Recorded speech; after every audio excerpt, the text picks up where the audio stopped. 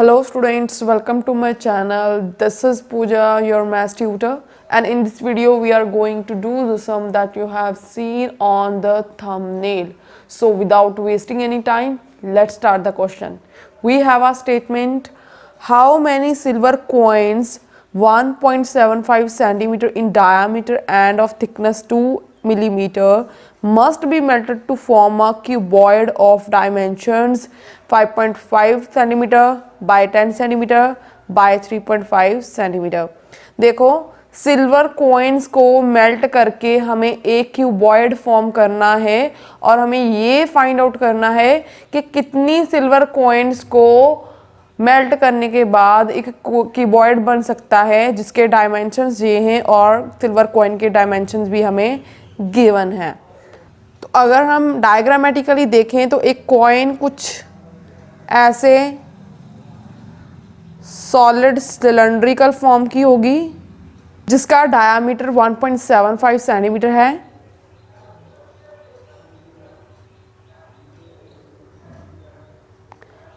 अगर इसका diameter 1.75 centimetre है तो इसका रेडियस कितना होगा? ऑब्वियसली डायामीटर का हाफ होगा, that is 1.75 divided by 2, half करेंगे इसका। अगर हम पॉइंट को हटा दें तो 175/200 आ जाएगा। अगर इसकी कटिंग करें तो देखो ये दोनों 5 पे जा रहा है, 5 3 15, 2 कैरी हेयर, 5 5 25, ये भी 5 पे जा रहा है, 5 4 20 and 0 as it is again 5 पे जा रहा है, 5 7 35 एंड 5 8 40। तो इसका मतलब इसका रेडियस कितना आ रहा है? 7/8 सेंटीमीटर। ये क्या है? ये कॉइन का रेडियस। देखो आधा कैलकुलेशन तो मैंने यहीं पर कर दिया। और इसकी थिकनेस कितनी है? 2 mm। देखो थिकनेस यही होती है, मोटाई कितनी है? 2 mm मिलीमीटर। अगर हमारे पास जो इसका रेडियस है वो सेंटीमीटर में है तो इसकी जो थिकनेस है वो भी हमें सेंटीमीटर्स में कन्वर्ट करनी होगी। How many millimetres in 1 centimetre? There are 10 millimetre in 1 centimetre. तो इसका मतलब अगर हम बात करें 1 mm में कितने सेंटीमीटर हो गए? 1/10 सेंटीमीटर। तो यहाँ पर 2 mm में है तो 2 मिलीमीटर में 2/10 सेंटीमीटर हो गए। तो यहाँ पर इसे एज इट इज लिख लेते हैं कि इसकी थिकनेस इन सेंटीमीटर कितनी होगी? 2/10 सेंटीमीटर। या फिर आप इसको पॉइंट लगा के लिख सकते हो 0.2 सेंटीमीटर, बट हम ऐसे ही लेंगे इसे, ठीक है। तो ये तो होगी हमारे पास कॉइन का रेडियस भी मालूम है हमें, लेट्स से r, और इसकी थिकनेस भी है, इसको हम डिनोट करते हैं h के साथ। Got it? तो अब इन्हें मेल्ट करके हमने क्या बनाना है? एक क्यूबॉइड, ठीक है। क्यूबॉइड बनाना है जिसके डायमेंशंस भी हमें गिवन है। लेंथ कितनी है? 5.5 सेंटीमीटर, ब्रेथ है 10 सेंटीमीटर एंड हाइट है 3.5 सेंटीमीटर। तो हमें फाइंड क्या करना है कि इस तरह की कितनी नंबर ऑफ कॉइन्स को मेल्ट करने पे हमारे पास ये डायमेंशंस वाला क्यूबॉइड बनाया जा सकता है। Let's say n is number of coins. अगर n हमारे पास नंबर ऑफ कॉइन्स है तो n के साथ मल्टीप्लाई करेंगे एक कॉइन को तो हमें मालूम चल जाएगा कि टोटल कितनी कॉइन्स को मेल्ट करने के बाद हमारे पास क्यूबॉइड बनेगा। और एक चीज़ आपको यहाँ पर देखो, ये तो हमें कॉमन सेंस यूज करके अंडरस्टैंड करना होता है कि ऑब्वियस सी बात है क्यूबॉइड बनाने के लिए हमें मटेरियल की ज़रूरत है। वो मटेरियल कहाँ से आ रहा है? कॉइन को मेल्ट करने के बाद, ठीक है।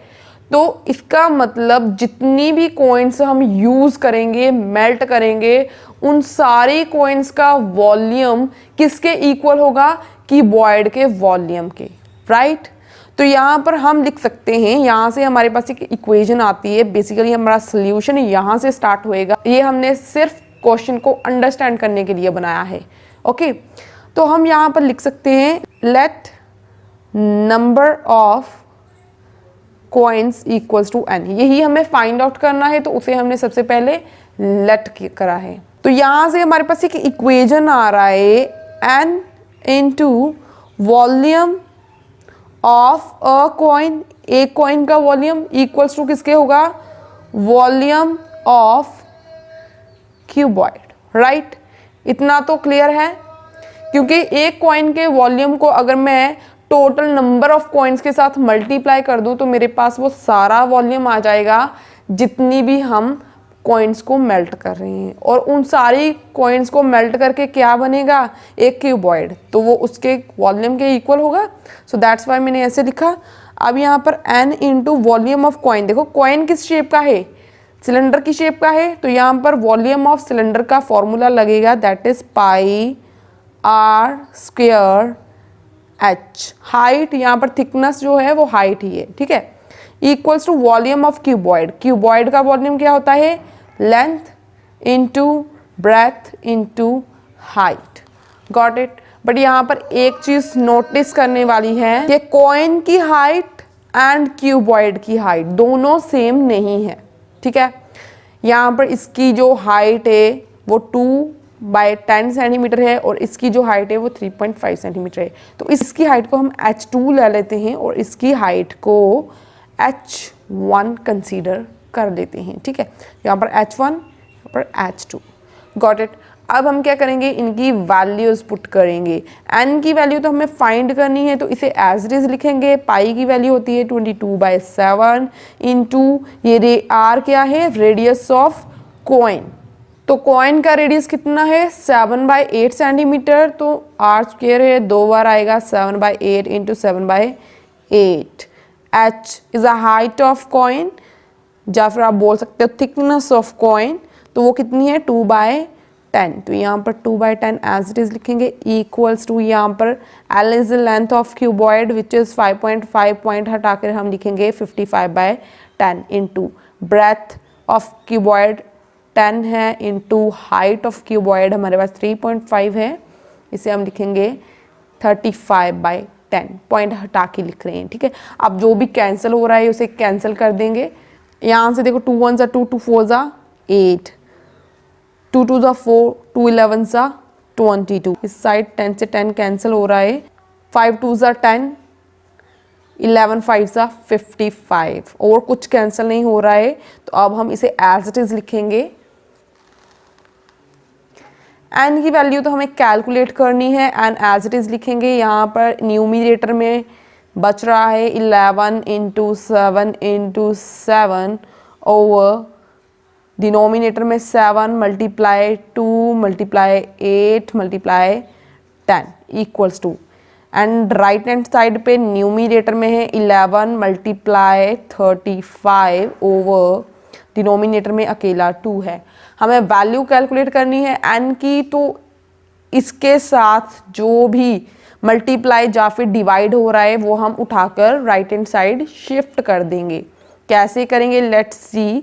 n यहाँ पर है, वहीं पर रहने दिया हमने, इक्वल्स टू ये न्यूमिनेटर में जो भी है वो एज इट इज है, डिनोमिनेटर में जो भी है वो एज इट इज है। अब इसे उठाकर इस साइड लेकर जा रहे हैं हम, तो ये जो न्यूमिनेटर है वो डिनोमिनेटर में चला जाएगा।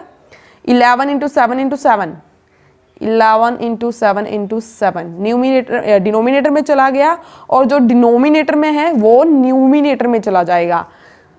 7 इंटू 2 इंटू 8 इंटू 10, अब जो भी कैंसिल हो रहा है उसे हम कैंसिल कर देंगे।